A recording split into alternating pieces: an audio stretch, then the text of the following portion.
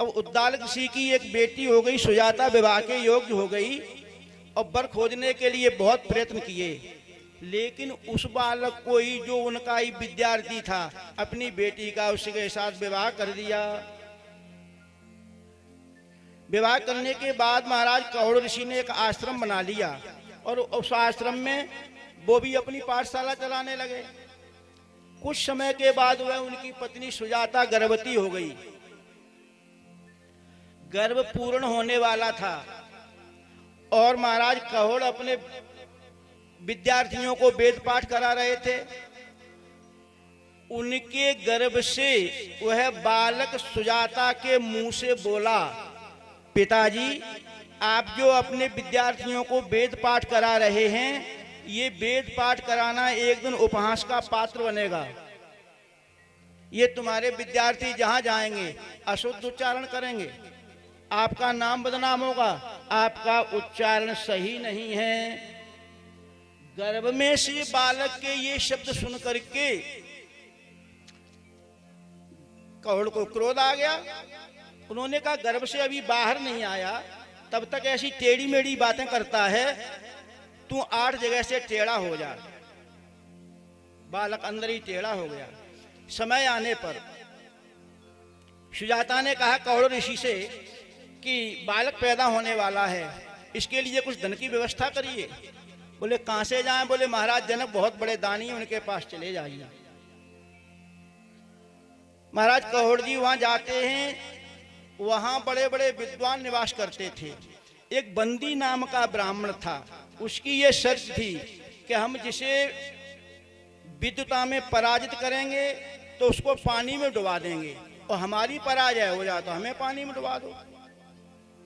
कौड़ ने जाकर के शास्त्रार्थ किया, शास्त्रार्थ में पराजित हो गए तो बंदी ब्राह्मण ने उनको पानी में डुबा दिया, मृत्यु हो गई। कुछ समय के बाद सुजाता के बालक हुआ। सुजाता अपने पिताजी के यहाँ फिर रहने लगी। महाराज उद्दालक के भी एक बालक हुआ जिसका नाम था श्वेत केतु। एक दिन दोनों खेलते खेलते अपने पिताजी उद्दालक ऋषि की गोद में गए। श्वेत केतु ने कहा उस अष्टावक्र बालक से, ये तो हमारे पिताजी हैं, आप अपने पिताजी की गोद में जाकर के बैठें। बालक को बुरा लगा।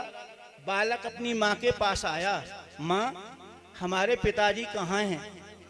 सुजाता ने डबडबाई आंखों से, आंखों में आंसू भर करके कहा, बालक से कहा, बेटा मैं इतनी हतभागिनी हूं कि तुम्हारे पिताजी का तुम्हें दर्शन नहीं करा सकूं, और पूरा वृत्तांत बता दिया।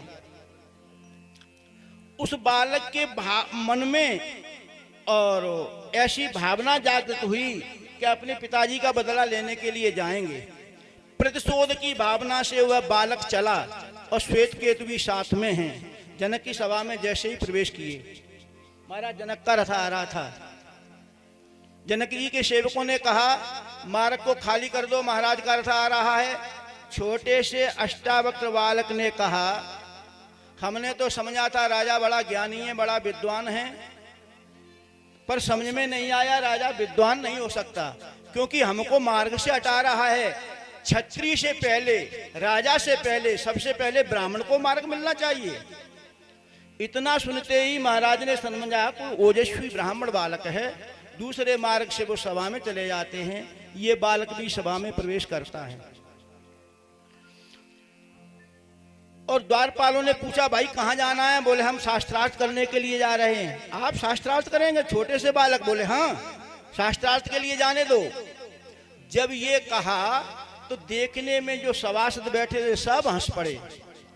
हंसते ही उस बालक ने बड़े धैर्य के साथ निर्भीक वाणी में और व्यक्तित्व के साथ कहा कि हमने महाराज को बहुत बड़ा विद्वान समझा था कि इनकी सभा में बड़े बड़े व्यक्तित्व वाले राजा विराजमान हैं और विद्वान लोग विराजमान हैं, पर आज हमारा ये संशय दूर हो गया कि विद्वान तो कोई नहीं है इसमें, निरे चर्मकार ही चर्मकार विराजमान हैं। थोड़े एक सेकंड के लिए मौन हुए और फिर बोले, आपकी समझ में नहीं आया होगा हमने चर्मकार क्यों कहा आपसे।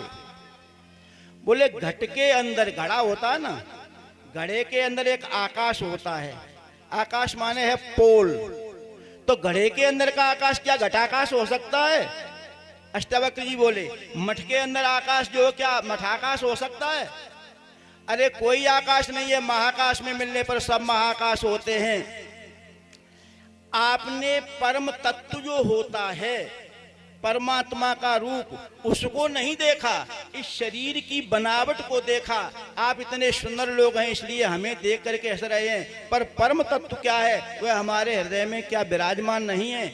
ऐसी ओजस्वी वाणी को सुनकर के चाहे और